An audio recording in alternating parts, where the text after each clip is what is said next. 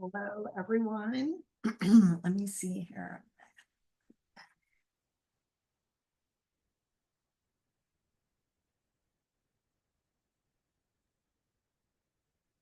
Hi, guys. Good to see you here, whether you're live or you're watching this as a replay. My topic today is something that has kind of come new on my radar in the sense of um, relaxation and another reason for it. And now, of course, me being a hypnotherapist, for those of you who might be new to who I am, my name's Rebecca Taylor Shaw. I've been a clinical hypnotherapist and a coach for over 30 years. And I do the Mindset Mastery podcast for the Fully Optimized Health group. And of course, in my world of hypnotherapy and coaching, stress management, techniques for managing stress has been a core part of the instruction, the teaching, and the coaching and the hypnosis for decades. With that said, I happen to be working with a group of athletes who are tip of the spear for pretty much everything when it comes to fitness. And some of you who are in the group know Alex Keuchel. And I was listening to one of his talks that he does on YouTube, and he said this just mind-blowing thing to the group, to the video, to the viewers. And he said that when you're not working out, that you should be in parasympathetic mode. And he said, so if you work out 1 hour a day, you should be in parasympathetic mode 23 hours a day. And that just blew my mind. And he's a big believer in what our topic is that we're going to be talking about tonight. Or today, and I created a presentation for it. So we'll dive right into that so you can kind of understand more of what I'm saying. I'm being a little vague right now, but my main point of that was to tell you I've been in the world of managing stress and for so many years, but this just puts a completely new spin on why you should do it. So let's dive into that now. Let me do a share screen. And then stay tuned to the end because I am going to be taking you through some actual exercises. So I don't want to just tell you about what to do today. I'll actually take you through several exercises that that Alex actually recommends, and then some that I've just pulled from what I do with people. So we'll talk about that. Let me see here.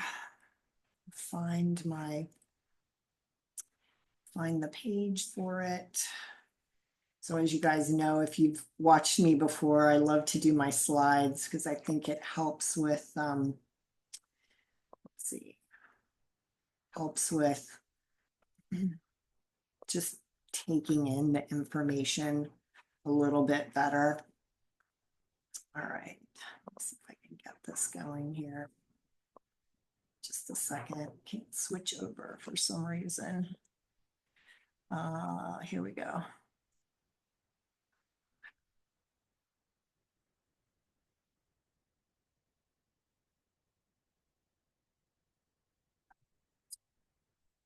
Share my screen. It wasn't showing up there for a second as an option. All right, let me see if I can switch over.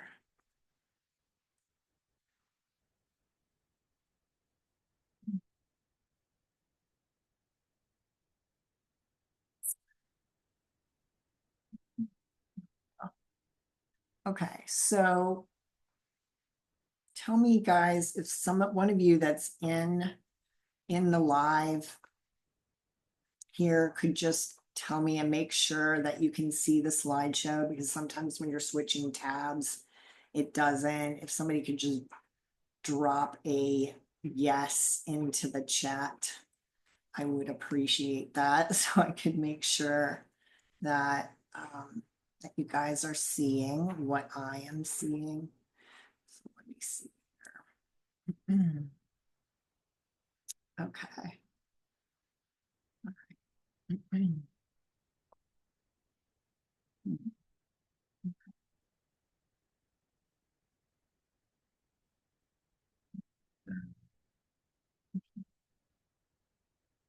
Okay, good. Thanks, Ben. I've done that before where I've switched over and people weren't seeing it. It was like, ah. Okay. All right. So I titled this talk today, Beyond Biohacking, Learning to Command Your Nervous System for Next Level Results. And I am so excited to share this because it's really just been an eye-opening thing for me. So we hear often, if you're in the biohacking world or you're really into fitness, you'll hear about this term called metabolic flexibility. And for good reason, because if you don't have it, oftentimes it can be really challenging to lose weight. And so the idea of what I'm going to be presenting today is that something else you want to focus on. And the good news is, once you start to focus on it, it is not hard at all, guys. It's like really, really easy to do the exercises to make yourself nervous system flexible. So just as our metabolism can become inflexible, so can our nervous system. So let's explore that. First, metabolic flexibility, if you've heard of it, it's mainly the idea is that you're able to allow your body to switch from using carbs for energy versus fats for energy. And so some people, if they've done, if they've eaten carbs for a long time, they might just be always relying on carbs for their energy, or somebody who's been doing keto, it could be fats. But ideally, there's a philosophy that some diets will even have you switch different days where you're carb loading versus not. And that fuel switching is supposed to be ideal. And if you think back to like caveman days, tribal times, one day they're harvesting the berries and then the next day they're eating the buffalo that they killed and prepared. So it gives you that metabolic adaptability. It can stabilize your energy levels. It can be good for healthy blood sugar and fat burning. So that's metabolic flexibility. Now, if we go to nervous system flexibility, what does that mean? And overall, it's this ability to smoothly shift between what they call states of arousal versus relaxation. So that would be shifting back and forth from states of fight or flight, which you would be in when you're exercising, working out, having a stressful meeting, stuck in traffic, versus relaxation. And I am really convinced that a lot of people are just flowing from one stressful event to the next to the next. If you're someone who feels like you're always putting out fires in your life or at work, you may be in a constant state of fight or flight, which is considered sympathetic. And so when you start to learn, and we'll go deeper into this, when you learn nervous system flexibility, the idea is, this is the big, huge thing that was for me, is understanding and paying attention to my day. And definitely there's going to be times and moments when I'm in fight or flight, either because of something that's just created stress, or I'm in the gym working out, or you're doing cardio, or you're doing a cold plunge, things like that. But the idea is that if you really want to up your nervous system flexibility for the number of reasons we'll go into, you want to be able to switch back to parasympathetic mode as quickly as possible. And that will help with your physical recovery after workouts. stress recovery, quick bouncing back from challenging situations. And interestingly, there's a sport in the Winter Olympics. a- I think it's called a biathlon. So it's two things. And so in the Winter Olympics, it would be adrenaline skiing to a target, then shooting the target, and then going to the next target in a circuit. And those people who do that type of sport have to, by the nature of their sport, have to learn to have this nervous system flexibility.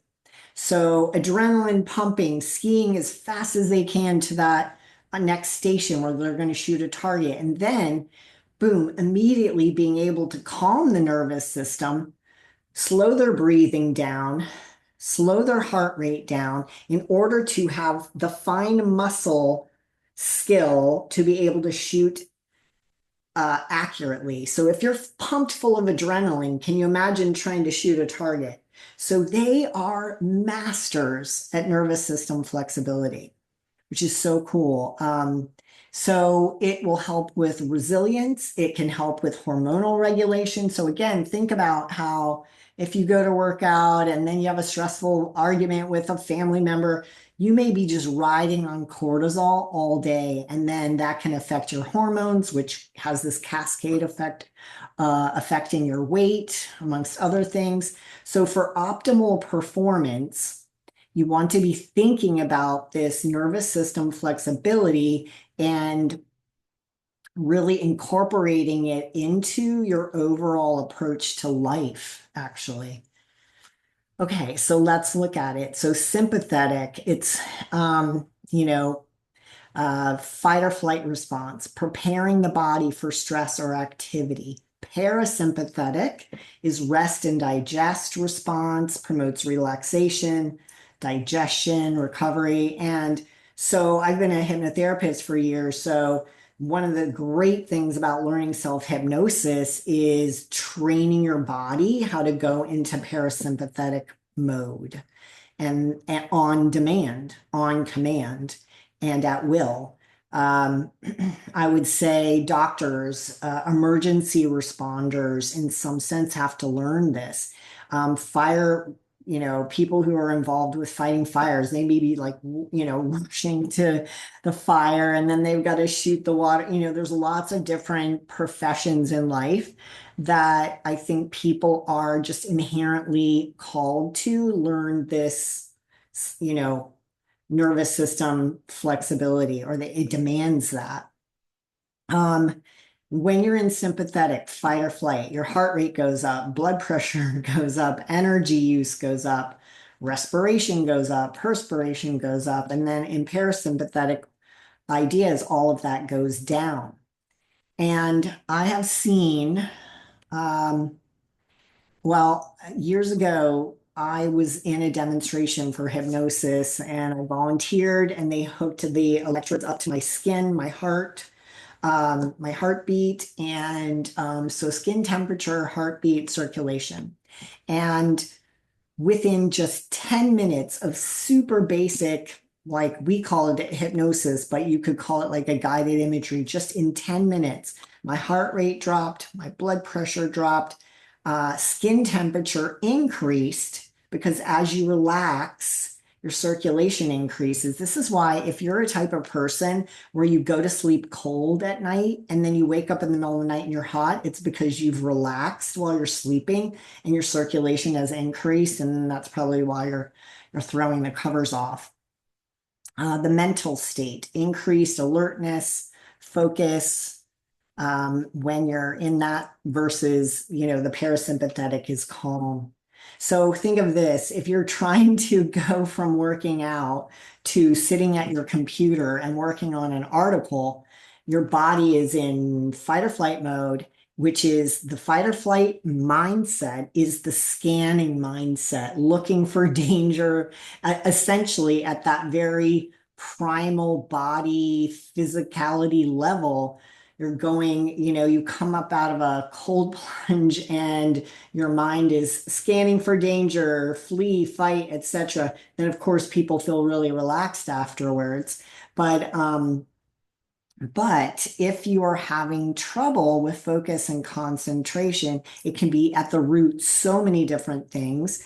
But one thing to think about is switching your body to learning to switch your body on command to the parasympathetic mode. So it has, lots of benefits, which we'll look at here today. So for athletes, switching to parasympathetic nervous system, again, allows you to slow your heart rate, lower blood pressure. In some sports, it can be very helpful. Precision sports like, target shooting, skeet shooting, golf. Um, there's many situations, even in some sports, where you want the adrenaline 1 minute and you want that precision, the next. It increases digestion. It improves digestion, interestingly, when you can switch into parasympathetic nervous system, and because you're relaxed and your body will release the enzymes and acids to break down food. So it is paramount that you look at your dining time, your food consumption time, as a mental block of time in your mind where you're all about relaxing. So if you've ever sat at the dinner table with someone and had an argument, or your kids are yelling, or you're in a super loud restaurant, now some people might enjoy that. If you're an extrovert, if you're an introvert, it might be horrible for you. So, but to think about making sure that you have some sort of like segue to really focusing on relaxing, and I'll give you some exercises later in this presentation. Restorative sleep. So you can't go 180 to right going to sleep for some people. So going into parasympathetic mode promotes deeper, restful sleep, better repair of tissues, more replenishing of your energy stores. So the fight or flight can even be that mind, that anxious mind spinning when you go to bed at night. Hands down, one of the best things you can do for that, if it's just that your mind is in this pattern where you can't shut it off, do hypnosis. I have my YouTube channel, Rebecca Taylor Shaw. I've got 2 or 3 sleep hypnosis ones, the ones that you listen to fall asleep to. But oftentimes for people, if that's your issue with sleep, it's just that your body is still in some form of fight or flight, or your thoughts are keeping you there. And if you can just stop the thinking, slow down the thoughts, distract yourself with some nice guided meditation or some music. Do not listen to or watch like crime shows before you go to bed or something like that. But it can really help you to have more energy when you actually then go to do your workouts. So you're strategic about this, intentional about this, activating that parasympathetic nervous system. It will help facilitate recovery, restoring energy, preparing your body for the next intense training session. So really be thinking about, and again, we'll go into these post-workout immediate exercises you can do to shift your body into parasympathetic. But if that is the second seed, I would say to plant is the minute that you are finished with your workout, you don't go to just listening to stressful podcasts about, the demise of our world or our country, or politics or anything like that. Of course, some people are going to have to dive right back into work. But even just taking 5 minutes, and these techniques I'll show you later on, it just takes that much to just shift out of fight or flight into that parasympathetic. And then the more you practice it, the more that mental muscle gets stronger to switch between the two. And that's what you want. That's that nervous system flexibility instead of just riding on stress energy all day long and then wondering why you're exhausted all the time. And this could be why. And I will say with that, it's not just working out and not shifting back into parasympathetic. It's not just doing a cold plunge and not shifting back into um, parasympathetic. It's your thoughts. And that's where my wheelhouse with the hypnosis and the coaching comes in. If you are a chronic worrier, if you are someone who just catastrophizes things, is your thoughts are generating the lion's share of your stress, your anxiety. See, the subconscious mind does not know the difference between real or imaginary. So if you're just thinking, rehashing a stressful story, you put yourself into fight or flight. You're thinking about something that could happen, something bad that could happen. I live in a hurricane zone here. If people were thinking about that, or someone's worried they're going to get fired, or they're worried about their child, a lot of moms are chronic worriers.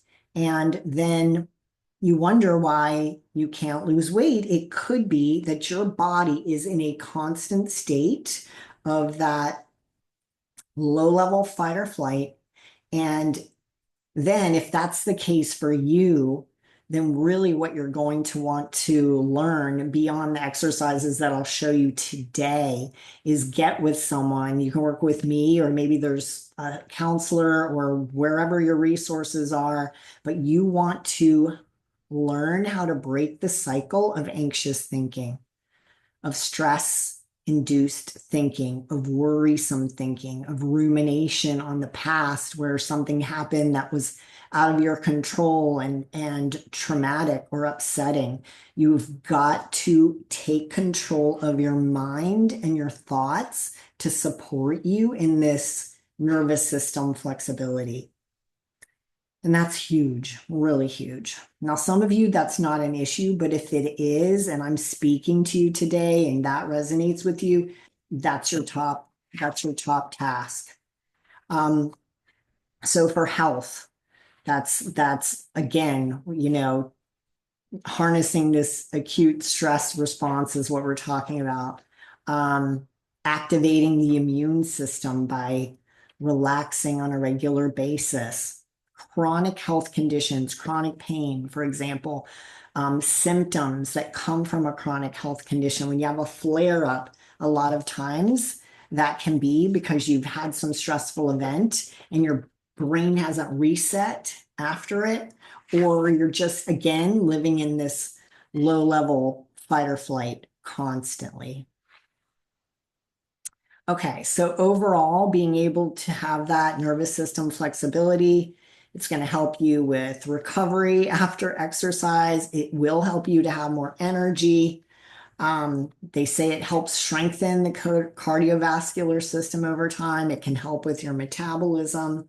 So it really does play a crucial role in maybe the thing that you need to give you that edge, especially those of you who are in the group and you feel like, I'm doing everything right. What's missing? Well, it could be this. Okay. So we all know about the term of recovery when it comes to athletes and how important it is. So this is going to add another facet to it. And maybe, again, for some of you, this is the missing piece, but you need to prioritize shifting back into parasympathetic mode as quickly as you can. Like when I've had some conversations with Alex, like he doesn't even want you to leave the gym before you do this. He wants you to go and find a corner in the gym. And as soon as you're done working out, immediately be switching back into parasympathetic mode with basically some really easy breathing and imagery exercises, which I'll share today. And so that's really fascinating to me too. And if you think about it, you work out for an hour and then you don't bother to really shift out of fight or flight, and you drive back to your work and you hop on your computer, and then basically you're still in another extra hour of some lower level of fight or flight. So that's 2 hours of your day that you're in fight or flight. Obviously, not to the same intensity as when you're working out, but it's still there. So the idea is you want to shrink that amount of time as much as possible with breathing and imagery so that your body will facilitate more quickly, more efficiently, and more often recovery, tissue repair, energy restoration, which happens when you're switching back into that parasympathetic mode. Okay, so what kind of techniques can you do to do this?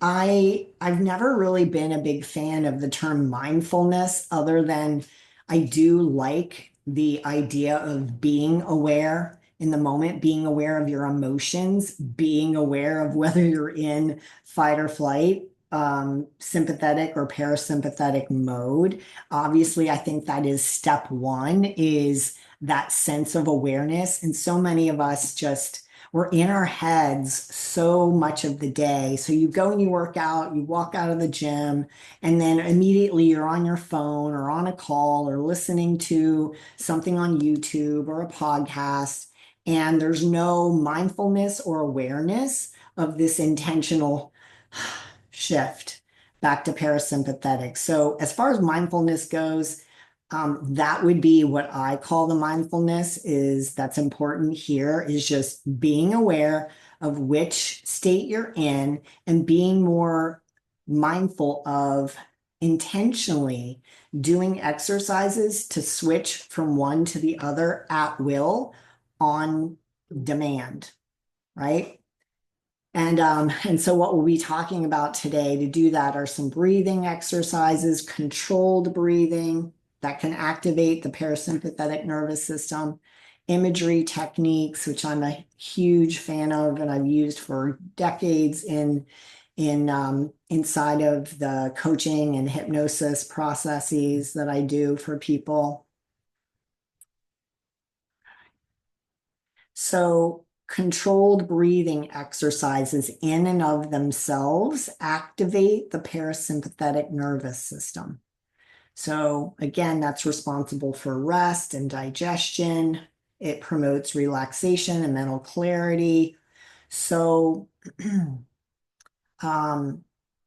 there's a whole science to breathing patterns. There's YouTube videos on them if you want to go down that rabbit hole in a very big way, and what it does to the brain activity. So if that speaks to you or calls to you, definitely you can go read all about that, watch content on it. But in a general sense, when you're doing nasal breathing, and again, Alex is a huge proponent of as much of your day as possible that you're doing nasal breathing. Why? Inhaling and exhaling through the nose allows for more efficient oxygen exchange in the lungs. Now, this is interesting because I've heard about people with sleep apnea literally putting tape over their mouths at night to force them to breathe through their nose. And some people are able to cure their sleep apnea that way. And the risk of sleep apnea is that you're breathing through your mouth and you're not getting enough oxygen to the brain at night. So again, if you have sleep apnea, that might be something you want to look into. But that nasal breathing triggers production of nitric oxide in the body, which promotes vasodilation, improved circulation and blood flow. It can also enhance fat metabolism. If you've ever been to some of the hot yoga classes, they will incorporate this deep, very loud nasal breathing where you're inhaling and then exhaling out your mouth. And people will feel their body temperature just immediately go up from doing that type of breathing. So we're going to put this on your sticky, put on this on sticky notes around your house, but you want to remind yourself whenever you're aware of it to be breathing throughout the day through your nose, oxygenating your blood, deep, slow nasal breaths. And once you get into a habit of it, you will do it more and more. Then here's your first exercise, deep belly breathing in the morning. So you wake up in the morning and you could do 5 to 10 sitting up, deep inhaling breaths. And when you do deep belly breathing, it's like you're inhaling through the nose and you're going to imagine like your belly puffs out because your diaphragm is expanding. So and feel your abdomen area just expanding like a balloon as far as it'll go, but you can do it slower. You can exhale out your mouth if you're training your body to switch to the nasal breathing, but eventually you'll want to do the. Now, when you're doing that, again, it'll increase circulation. You start the day calmly. If you're having a stressful moment, if you feel yourself in fight or flight throughout the day, meaning you just had an anxious or stress producing conversation with your kids, your spouse, your coworkers, your boss, you can take a moment, go to the restroom, sit in your car, not driving, or just have a private moment wherever you are, close your eyes, and it could just take 5 breaths where you imagine that the room around you or the space around you is filled with a color that's peaceful. So let's say blue. And then imagine that any anxious stress inside of you, anxious energy, chaotic energy, other people's negative energy is gray inside your mind. So we're layering on that imagery with 5 breaths, slow, deep belly breaths. You can do this any time of the day, but to me, it would be as a reaction to noticing that you're feeling stressed and you want to switch from fight or flight into that calmer state. You're going to imagine breathing in the blue, for example. It could be any color, but I just picked blue, calming blue.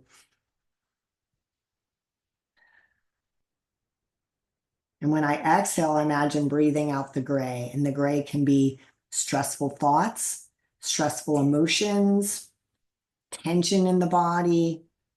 So you're breathing in the blue, breathe out the gray. And every time you do it, if you're having a really stressful day, you might want to do 10 breaths, but do them slow enough where you're not getting dizzy or anything. But imagine by the time you get to that final breath, whether it's breath 5 or breath 10, imagine in your mind's eye, the body responds to the imagery that we create inside, that your body's filled with the calming blue energy and that you've released all the gray.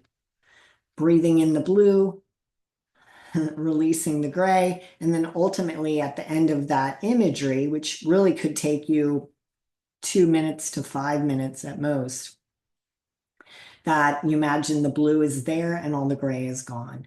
Super cool, super easy. You condition yourself. And then over time, what happens, it's called an anchor. We call that an anchor in hypnosis, where your body begins to know exactly what you're intending by that imagery. Your body knows that when you're breathing in the blue and breathing out the gray, that's your conversation through symbols, through imagery to your body to relax, to let go of mental stress, to let go of emotional stress, to let go of physical stress. So it's really cool. Post-workout meditation breathing. So this is the one that Alex recommends you do before you even leave the gym.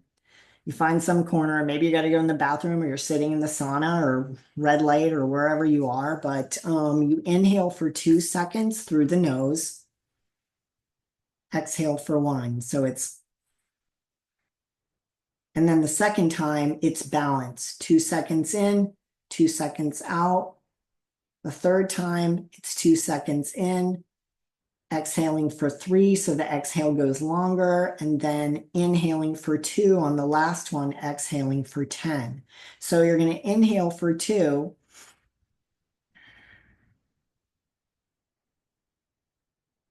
When I do that, I allow my stomach to press against my diaphragm, and I imagine that last little 8, 9, 10 seconds, I am really just purging all stress inside of me.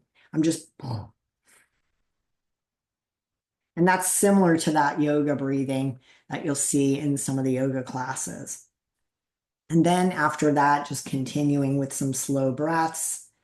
And I'm telling you, just that alone, you're going to feel yourself. You're going to give yourself the benefit of a shift. At least it'll get you started and again, start to facilitate and strengthen that muscle to adapt and switch between fight or flight and calm.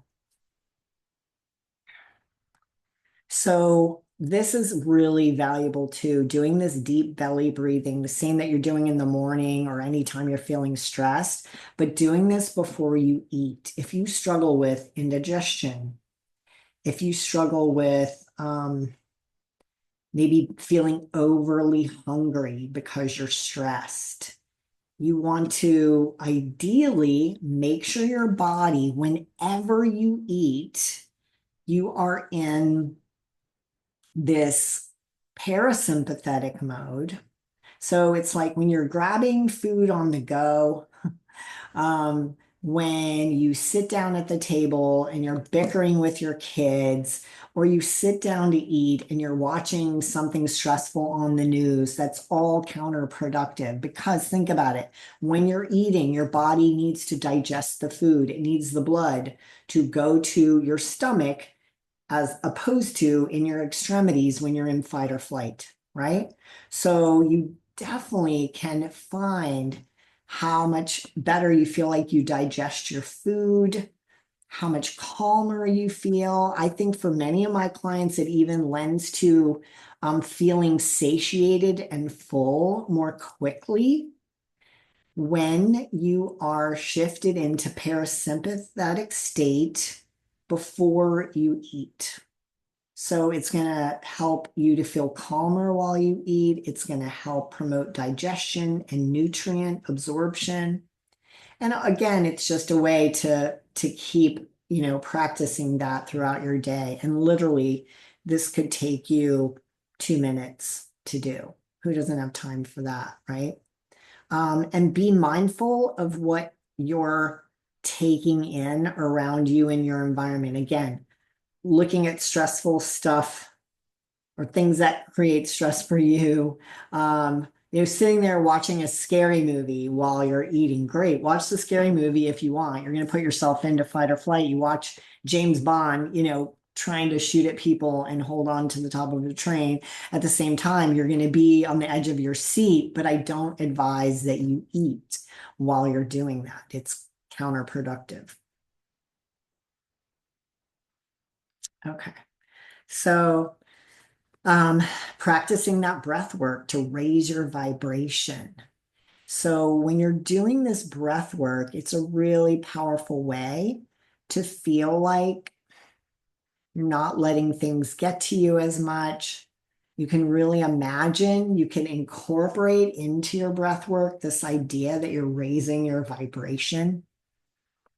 What does that mean to raise your vibration? It means to feel more positive, to feel more resilient, to feel less like you're taking on the energy and emotions from people around you.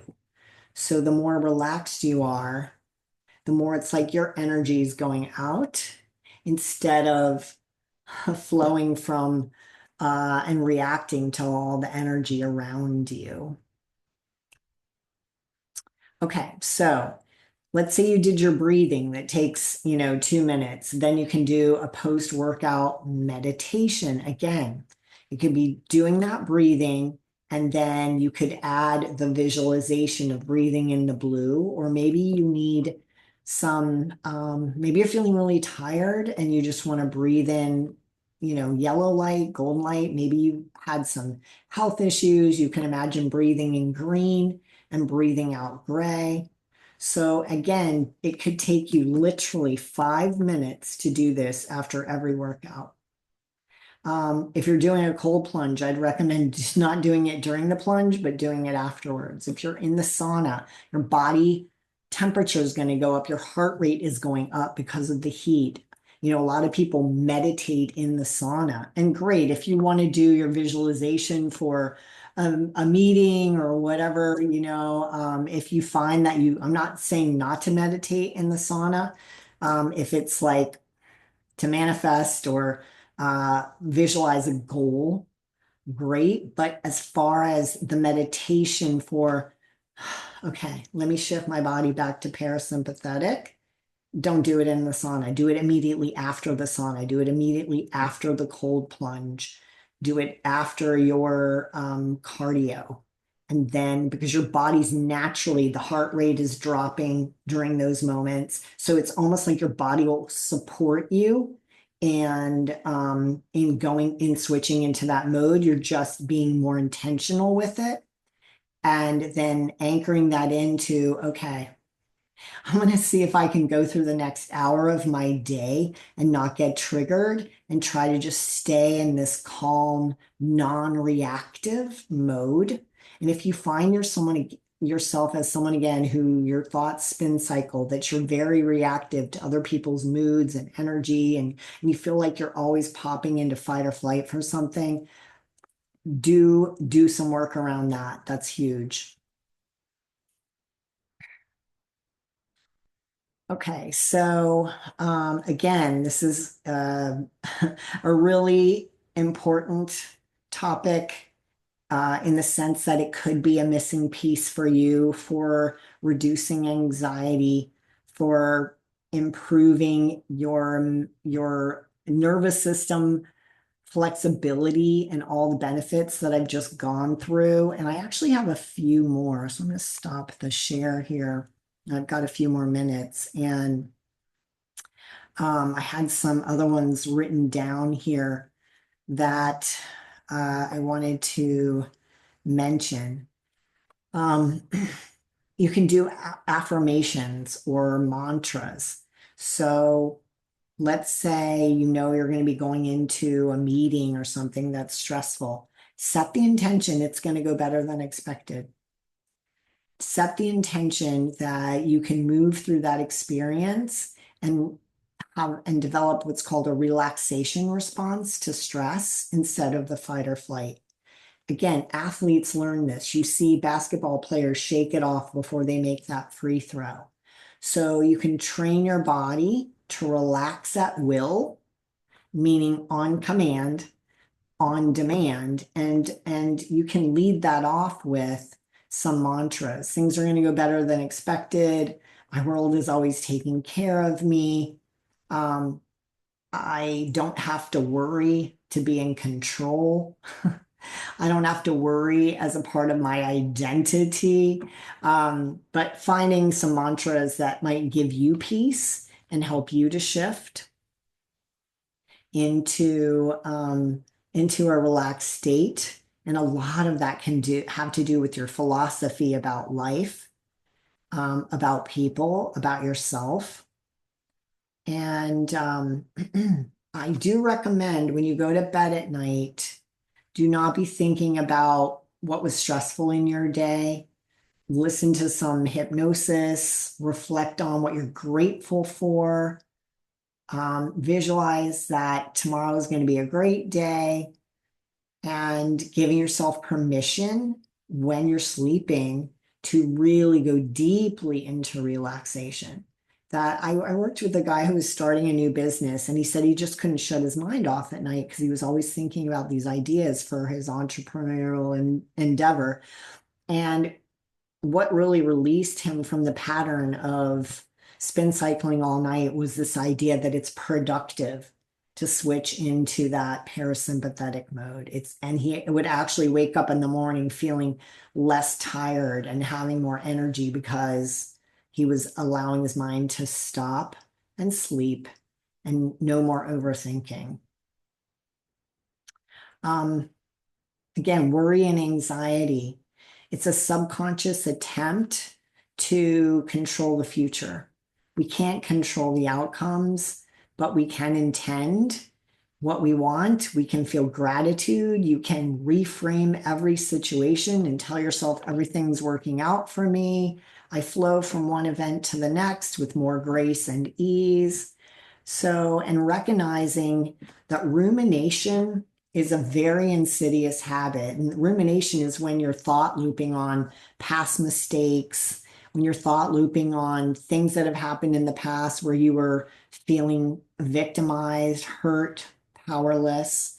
When you're looping through those thoughts, you are literally, again, putting your body into some level, albeit it could be low level, fight or flight. And if you're looping continually, it may be that you might need some hypnosis to break that pattern, which hypnosis does that quite well.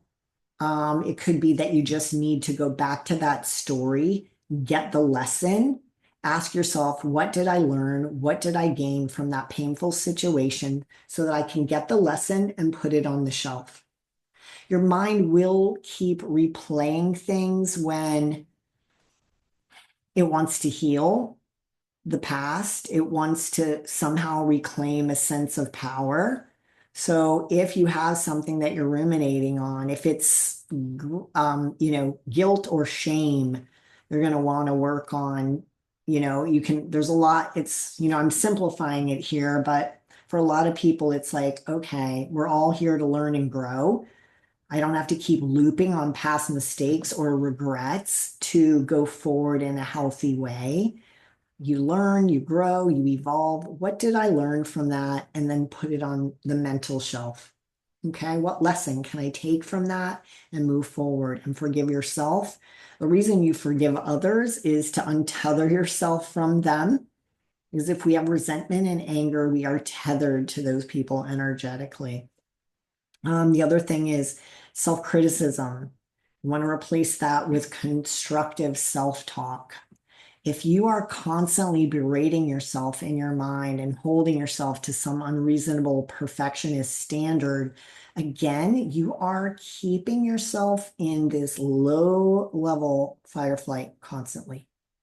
So you want to work on eradicating that self-critical voice.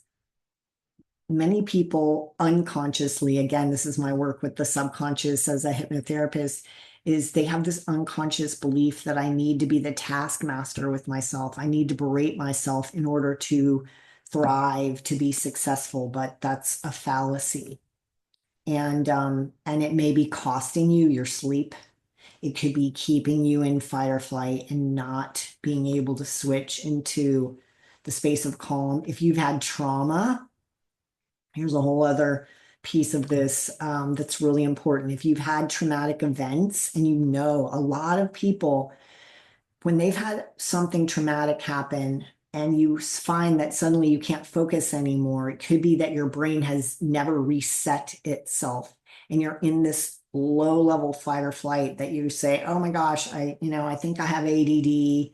And really it's called phantom ADD, where your brain didn't flip back into parasympathetic mode ever. And if that's the case for you, definitely get help with that. That'll be a game changer for you if you've had something traumatic and you just feel like you have never come down off of that anxiety wave since then, or you feel like you haven't ever come down off of it completely. Your body is in this constant low level fight or flight. These exercises will definitely help, but you may need more than that. You may need some psychotherapy or some hypnotherapy or something to help your brain reset itself and break the pattern. And that could be life-changing. Let's see. Morning light exposure, getting out and getting 5 minutes in the morning when just walking for 5 minutes can be amazing. Going out in the moonlight can be very healthy. Walking barefoot in the grass is a way to bring yourself into the moment and get out of your head. It can be very grounding and calming, receiving the electrons from the earth. So lots of different things you can do for this. But when you go into it with this mindset of, I'm going to develop the skill to have nervous system flexibility. You will probably, if you can do this consistently, and as you can see, it does not take a lot of time, but it is that consistency. It's, like they say when you're first starting to work out, even if you don't have energy, just go to the gym, just do something. If you'll just maybe even set a little timer on your phone or something, or just a reminder when you do, you list your workout, what you're going to do at the gym today, put on the very end that switch, the nasal breathing or the imagery or the two combined to just switch and then start to notice what you notice from that. An hour later, do you feel calmer? Do you feel more refreshed from your workout because you've done that?